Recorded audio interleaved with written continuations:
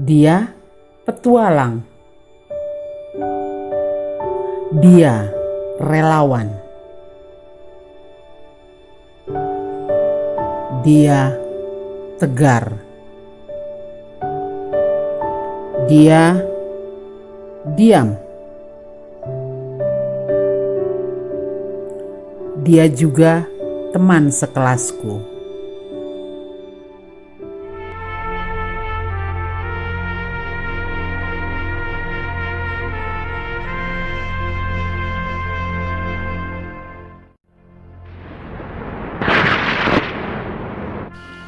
Asal nama ini sebetulnya dari SMP. Waktu itu saya ingat sekali, Jajuli sempat ngomong ke saya. Kebetulan pada saat itu ada main bola antar kampung dan kampung saya menang. Dia ngomong kampung itu pakai magic ya. Nah dari situ muncul di masa-masa SMP, dan juga setelah keluar dari SMP karena ada temen yang satu SMP bareng di SMA-nya, akhirnya nama itu nempel lagi di SMA. Dari SMP juga itu gara-gara diracuni sama teman-teman yang kebetulan letak sekolahnya ada di bawah kaki Gunung Ciremai, yaitu di SMP Cilimus. Waktu itu masih kelas 1 SMP atau kelas 2 tahun 78-an. Ya iseng-iseng, karena banyak warga lokal di situ, Linggarjati, Cilimus, Bojong dan lain-lain, rame-rame muncak, saya ikut muncak. Dan di masa-masa SMP itu beberapa kali karena ajakan teman-teman di SMP, akhirnya jadi hampir kebiasaan tiap libur naik ke Gunung Ciremai. Dan ini tidak berhenti di SMP, saya ke SMA juga masih masih ada keinginan untuk naik. Akhirnya saya di SMA juga terangsang untuk membuat komunitas.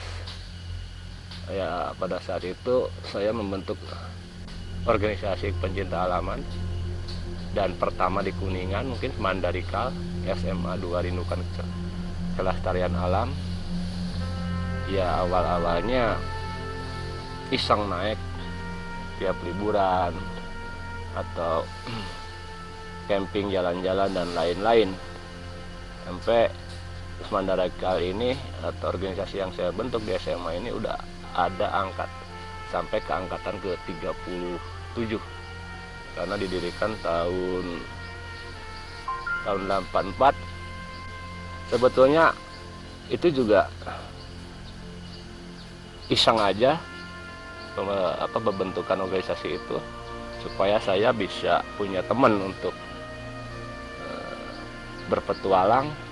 Tapi sampai sekarang masih ada, alhamdulillah.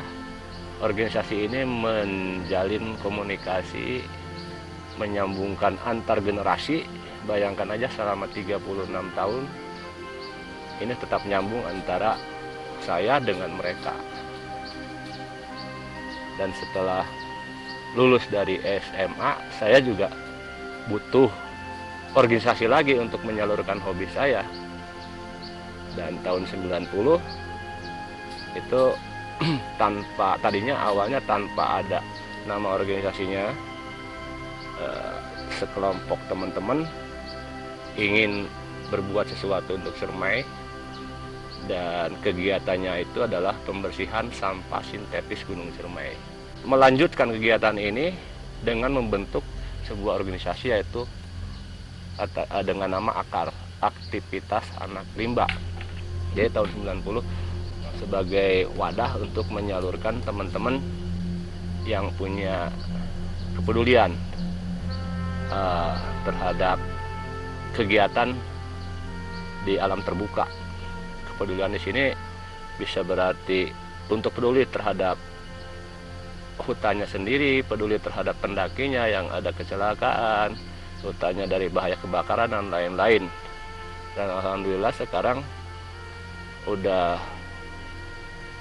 30 tahun berdiri akar, sampai sekarang masih bisa mempertahankan untuk beraktivitas.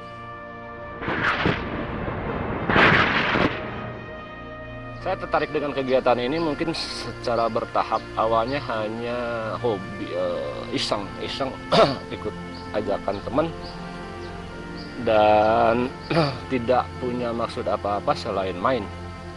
Tapi belakangan dari main itu tumbuh keinginan untuk berbagi dengan tempat bermain saya. Artinya ketika saya bermain di hutan, saya punya keinginan untuk bagaimana caranya supaya hutan tersebut enak untuk didatangi,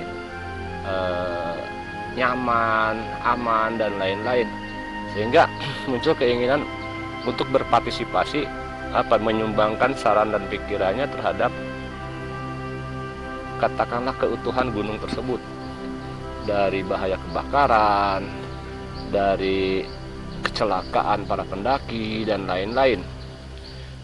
Sebetulnya kembali ke diri kita sendiri. Ketika kita mendaki, sebetulnya itu nyaris tidak ada orang yang bisa kita andalkan selain diri kita sendiri.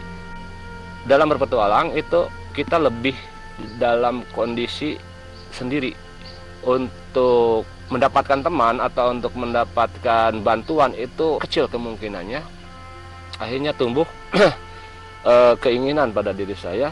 Karena saya juga senang berpetualang, saya memikirkan bagaimana kalau tidak ada yang menolong ketika kita terjadi sesuatu di hutan ini. Dan saya percaya ini Tuhan akan menghitung apa yang kita lakukan. Artinya ketika kita berbuat kepada orang lain, insya Allah orang lain juga akan berbuat kepada diri kita. Dan saya juga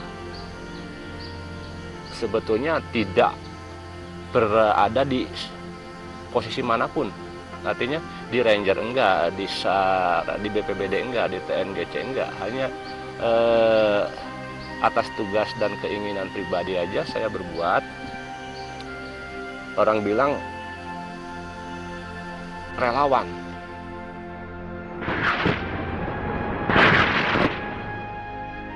Berapa kali pernah kesasar yang udah meninggal, sering di gunung di Kawah Ciremai juga.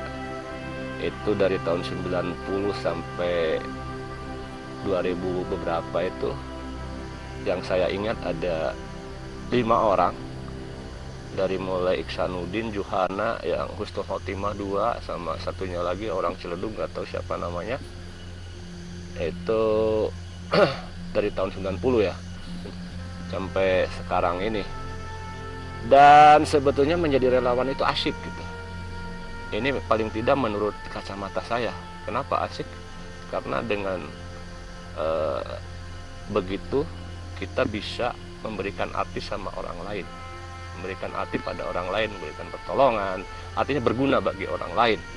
Tapi bagi saya menjadi seorang relawan itu kesempatan emas untuk kita memperbaiki hubungan selain dengan Tuhan kita, juga dengan ciptaannya, dengan manusianya, dengan lingkungannya. Habli minanas, habli minalam, kita bisa memperbaiki di situ.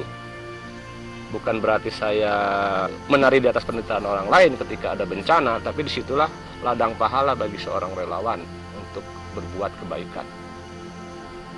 Dan insya Allah segala sesuatunya tercatat dan segala sesuatunya terbalas, ada balasannya. Jadi kebaikan yang kita lakukan jangan takut tidak tercatat.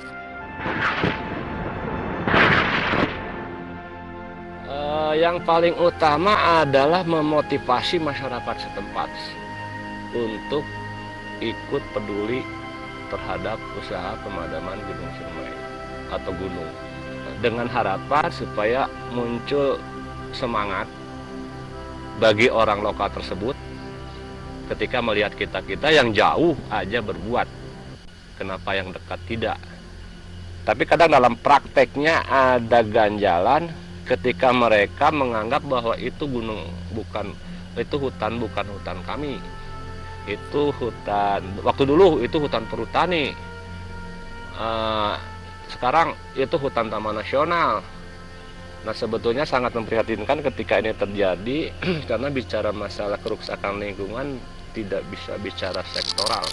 Siapapun yang ada di dalamnya punya kewajiban untuk peduli. Karena apa? Karena ujung-ujungnya akan berdampak kepada kita semua.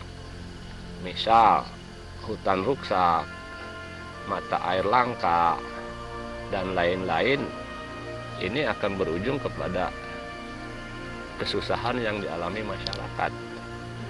Tapi itu kendala bagi kita-kita ketika kita pengen memotivasi, pengen memberikan semangat, pengen memberikan contoh ke masyarakat. Mereka masih bicara masalah status kawasan. Sementara kita tidak menginginkan itu, artinya siapapun yang mengelola, karena ini ada di lingkungan kita wajib untuk menyelamatkannya. Karena di dalamnya cukup banyak sesuatu yang memberikan manfaat kepada kita. Dan selain memberikan motivasi, kita juga ya praktek langsung untuk memadamkan kebakaran itu dengan cara mengisolasi area kebakaran dan memadamkannya. Kita menggunakan teknik vertical rescue, artinya peralatan-peralatan yang dibutuhkan tambang dan lain-lain itu menjadi peralatan utama, karena memang berdasarkan pengalaman posisi korban itu tidak ada di jalur pendakian dan susah untuk dijangkau. Jadi akses ke tempat posisi korban itu adalah melalui tebing dan dilakukan dengan cara rappelling atau turun tebing. Itu beberapa kali kita mengadakan evakuasi di kawah, rata-rata begitu. Kita cari melalui tebing, turun, karena berdasarkan informasi saksi ataupun perkiraan. Setelah ketemu, kita cari jalan yang paling mudah untuk mengevakuasinya. Kebetulan jalan ke kawah itu ada yang bisa dilalui dengan normal melalui jalan kaki, tidak dengan turun tebing, yaitu di jalur Linggarjati. Dan ketika evakuasi juga kita menggunakan itu. Hanya proses pencariannya karena memang tidak terlihat dari jauh, kita melalui tebing-tebing diturunin. Dan itu membutuhkan tali yang cukup panjang, sekitar 100-200 meter. Dan biasanya kita kerjasama dengan komunitas lain, misalnya Wanadri ataupun teman-teman pencinta alam yang ada di sekitaran kita. Karena kita tidak bisa sendirian untuk operasi ini, kita butuh tim yang solid, yang banyak, karena cukup sulit untuk mengevakuasi korban yang ada di dasar kawah.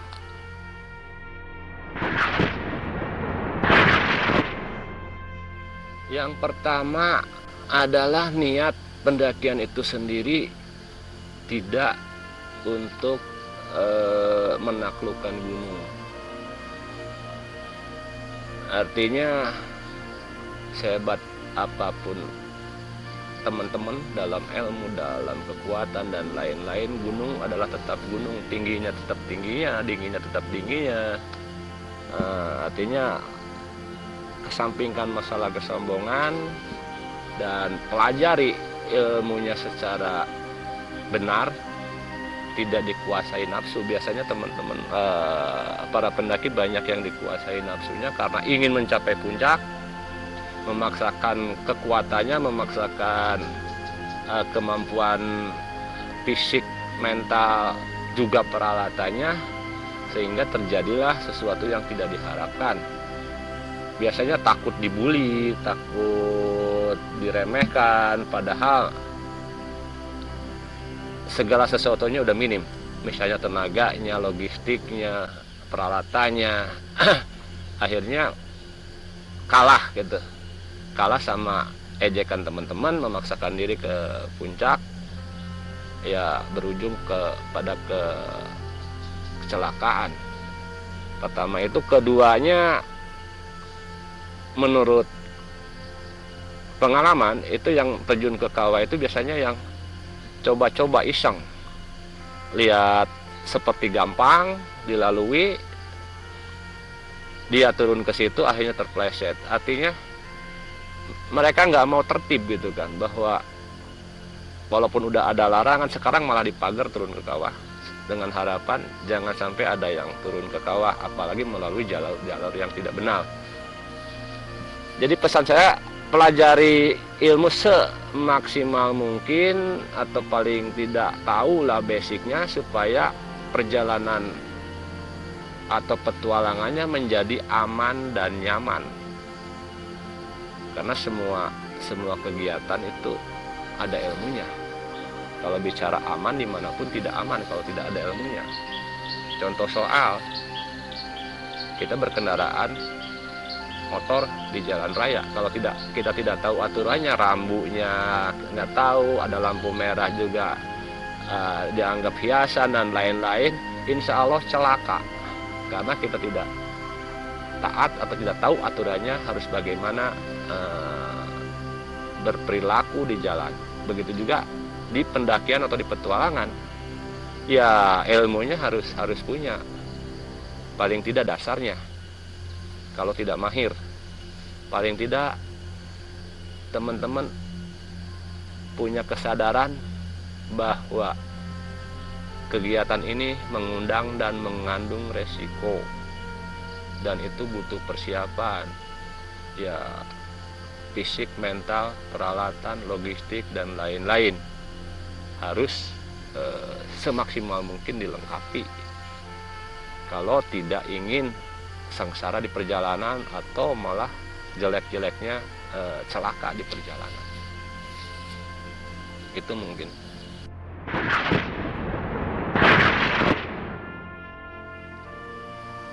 Sukanya banyak, dukanya juga ada.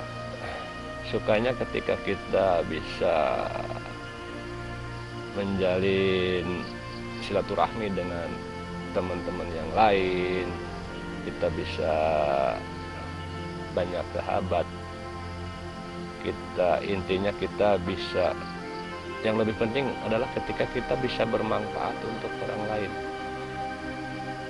Karena agama kita mengajarkan bahwa kita wajib untuk peduli terhadap sesama maupun terhadap ciptaannya.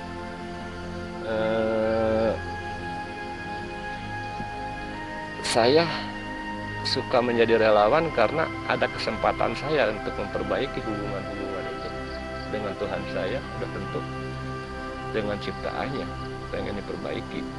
Dan di dunia relawan ini saya dapat kesempatan itu.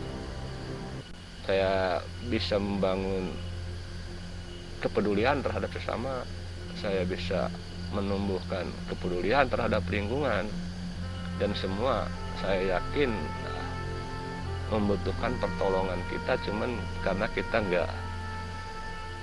nggak peka terhadap itu, akhirnya ya banyak diantara teman-teman untuk masa bodoh. Itu sukanya. Dukanya ya kadang-kadang saya nggak kenal waktu, kapanpun, dimanapun. Kalau udah terpanggil untuk bergerak, ini saya nggak bisa tidur.